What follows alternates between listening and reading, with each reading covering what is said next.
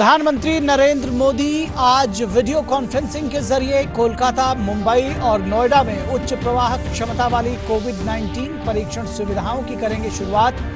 इनके जरिए हर रोज किया जा सकेगा 10,000 से अधिक नमूनों का परीक्षण।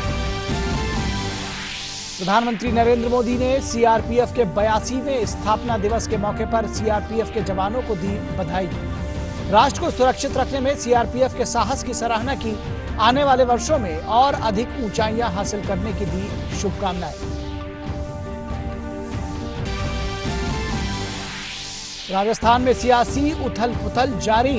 बसपा ने फ्लोर टेस्ट में कांग्रेस के खिलाफ वोट देने के लिए अपने विधायकों को जारी किया व्हिप। बीएसपी विधायकों ने के कांग्रेस में विलय के खिलाफ याचिका पर हाईकोर्ट में आज सुनवाई।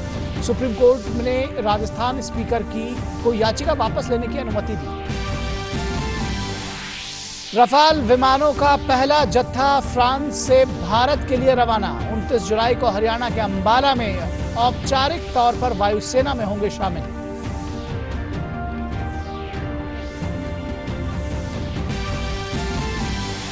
आरबीआई गवर्नर शक्तिकांत दास ने सीआईआई की राष्ट्रीय परिषद के सदस्यों को किया संबोधित। कहा, सरप्लस प्रबंधन आज के दौर में है एक चुनौती। कोरोना महामारी के दौरान अर्थव्यवस्था में 5 प्रमुख गतिशील तथ्यों का किया जिक्र।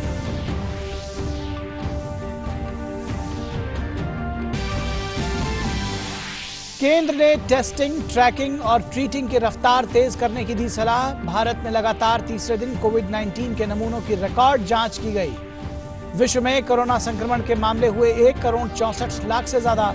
वायरस से कुल 6,52,000 से ज्यादा लोगों की मौत।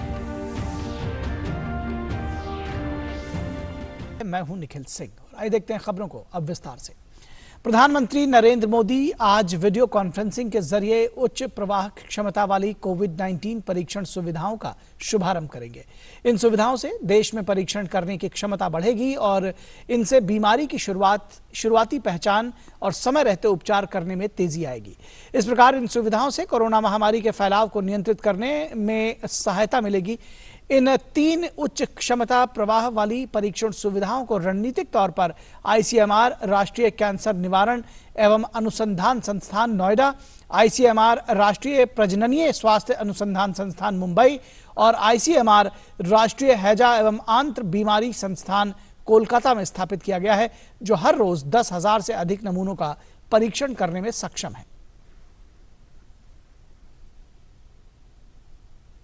केंद्रीय रिजर्व पुलिस बल यानी सीआरपीएफ का आज 82वां स्थापना दिवस है। देश की आंतरिक सुरक्षा के लिए सीआरपीएफ एक अहम भूमिका निभाता है। किसी भी मुश्किल की घड़ी में हर चुनौती का सामना करने के लिए इस बल के जवान हर वक्त तत्पर रहते हैं। मध्य प्रदेश के नीमच में 27 जुलाई 1939 को बल की पहली बटालियन की स्थापना की गई थी। पूरी सेवा और निष्ठा की भावना के साथ सीआरपीएफ के जवान देश की शांति भंग करने वाली हर कोशिश को नाकाम करने के लिए पूरी मुस्तैदी से तैनात रहते हैं। इस मौके पर आज दिल्ली स्थित सीआरपीएफ मुख्यालय पर गृह राज्य मंत्री नित्यानंद राय ने इस बल के शहीद जवानों को श्रद्धांजलि अर्पित की और जवानों के हौसले के लिए उन्हें सलाम किया। सुरक्षा की बात आएगी और सीआरपीएफ के 82वें स्थापना दिवस पर प्रधानमंत्री नरेंद्र मोदी ने सभी सीआरपीएफ जवानों को शुभकामनाएं दी। उन्होंने ट्वीट कर कहा कि सीआरपीएफ के 82वें स्थापना दिवस पर इस उत्कृष्ट बल के सभी जवानों को शुभकामनाएं। सीआरपीएफ हमारे राष्ट्र को सुरक्षित रखने में सबसे आगे है। इस बल के साहस और कुशलता की व्यापक रूप से प्रशंसा की जाती है। आने वाले वर्षों में सीआरपीएफ और अधिक ऊंचाइयों को प्राप्त करे। केंद्रीय गृह मंत्री अमित शाह ने सीआरपीएफ के 82वें स्थापना दिवस के मौके पर ट्वीट करते हुए कहा कि सीआरपीएफ वीरता, साहस और बलिदान की मिसाल है। सीआरपीएफ ने हर बार देश का सीना गर्व से चौड़ा किया है। कोरोना महामारी के दौरान समाज की सेवा के लिए उनका समर्पण अतुलनीय है। सीआरपीएफ के 82वें स्थापना दिवस के मौके पर बहादुर सीआरपीएफ कर्मियों और उनके परिवारों को लाखों भारतीयों की तरफ से शुभकामनाएं देता हूं।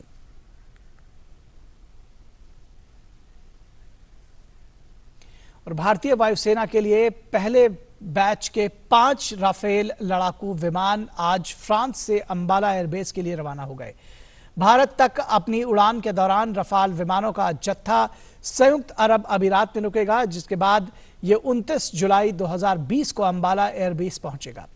विमान को 29 जुलाई को मौसम के मुताबिक वायुसेना स्टेशन अंबाला में शामिल किया जाएगा। पहले बैच के इन 5 विमानों का औपचारिक अधिष्ठापन समारोह अगस्त में किया जाएगा।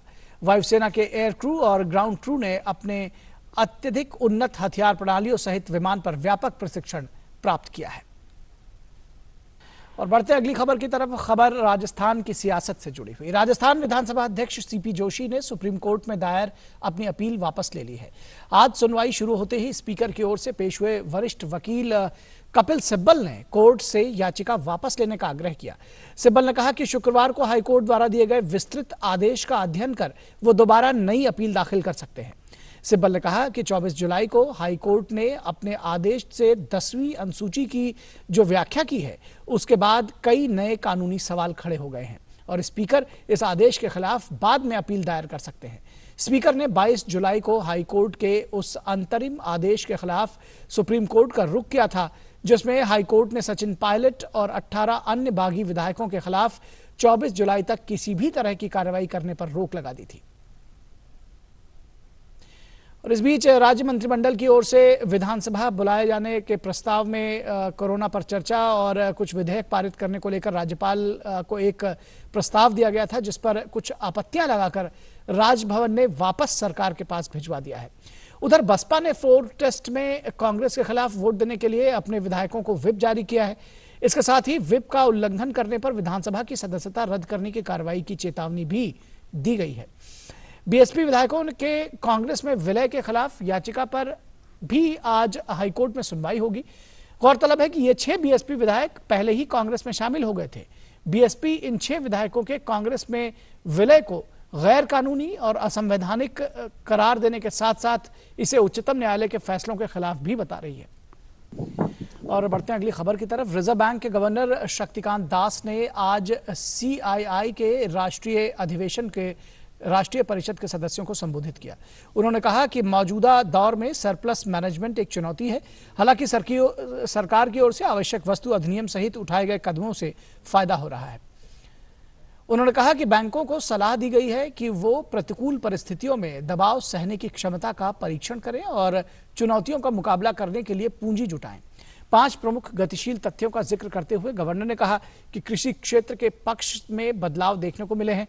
उन्होंने बताया कि तथ्यों में सूचना और संचार प्रौद्योगिकी का उपयोग करना और बिजली विकास के लिए स्टार्टअप्स को बढ़ावा देना भी इसमें शामिल है।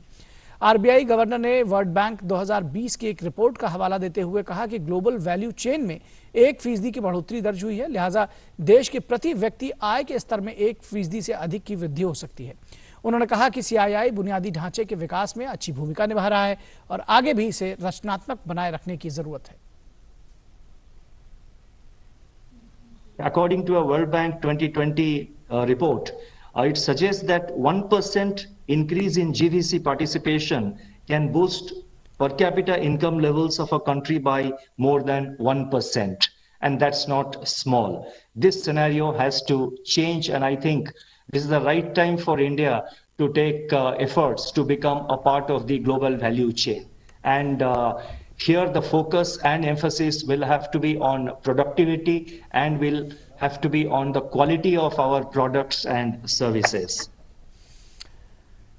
केंद्र सरकार द्वारा राजधानी में मोर्चा संभालने के बाद दिल्ली में कोविड-19 की स्थिति बेहतर नजर आ रही है।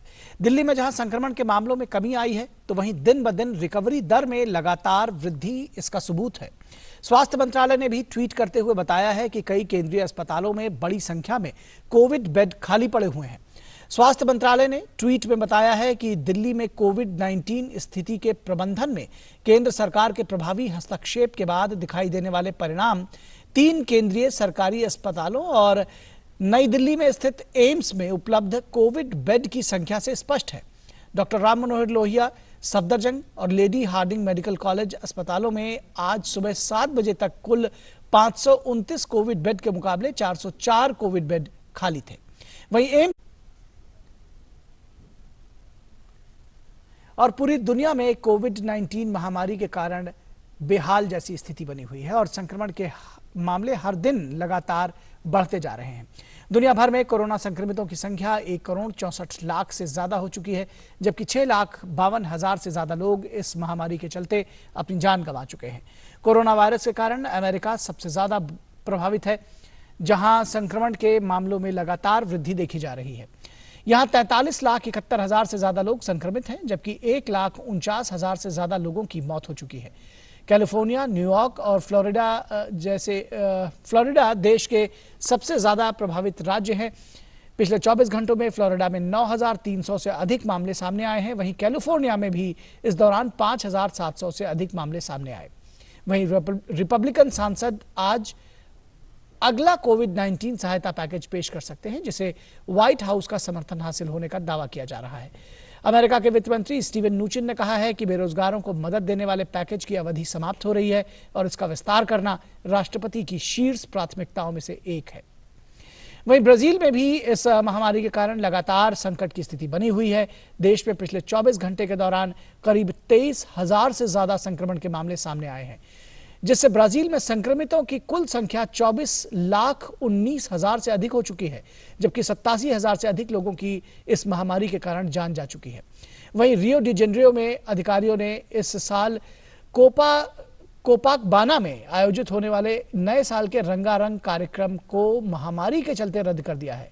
गौरतलब है कि यह कार्यक्रम पूरी दुनिया में मशहूर है और इसे देखने के लिए दुनिया भर से लोग कोपाकबाना आते हैं।